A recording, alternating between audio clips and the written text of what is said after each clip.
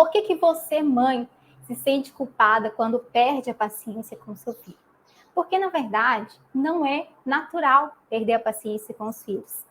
Pelo menos não é para ser normal, não é para ser natural você perder a paciência com seu filho. É extremamente possível a gente viver uma maternidade mais leve, uma maternidade muito mais tranquila, lidando com a birra, lidando com o comportamento do seu filho, o comportamento desafiador, sem brigas. Então, esse sentimento de culpa, ele vem justamente porque não é normal. Não é para ser natural, na verdade, né? A gente costuma falar que a gente tem, né, muitas vezes um linear de paciência muito grande ao lidar com os amigos, um linear de paciência bem expansoso para lidar com os vizinhos. A gente tende a ser muito mansa, muito tranquila, muito paciente com todo mundo, não é verdade? Mas quando se trata do comportamento dos nossos filhos, com os desafios enfrentados na maternidade, é fato que a gente tem um linear de paciência bem pequenininho. Você já se viu nessa situação? De se perceber sendo muito mais paciente com o seu vizinho, sendo muito mais paciente com o seu colega de trabalho, lidando com desafios muito maiores e muitas vezes tendo um linear de paciência bem curtinho ao lidar com os desafios comportamentais do seu filho. Essa é uma realidade de muitas pessoas. Mas a verdade, gente, é que não precisa ser assim. É extremamente possível você viver uma maternidade sem brigas com seu filho.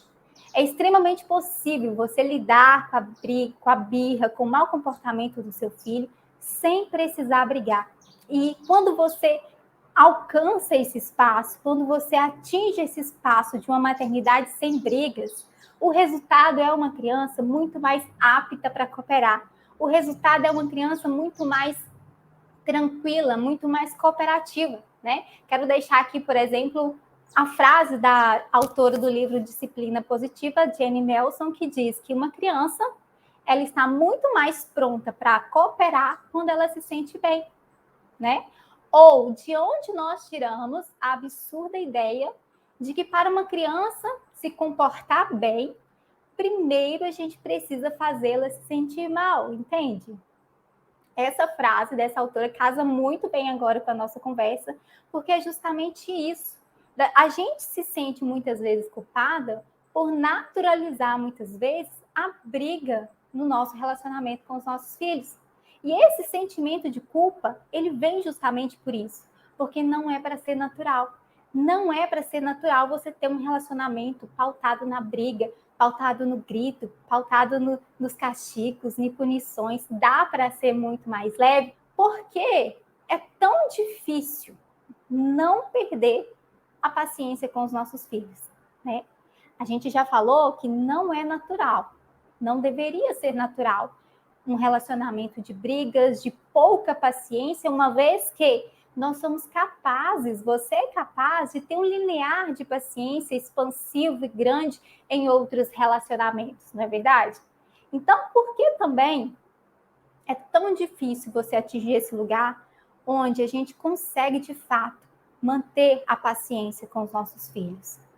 Por que é tão difícil a gente não perder a paciência com os nossos filhos? Você já teve essa percepção de que muitas vezes é muito mais fácil a gente ser paciente com os de fora, é muito mais fácil a gente ser paciente com os nossos vizinhos, a gente tem um linear de paciência muito grande com os nossos colegas de trabalho, mas quando se trata dos nossos filhos, de enfrentar ali os desafios do nosso dia a dia com os nossos filhos, a gente tende a ter muita dificuldade para manter essa paciência.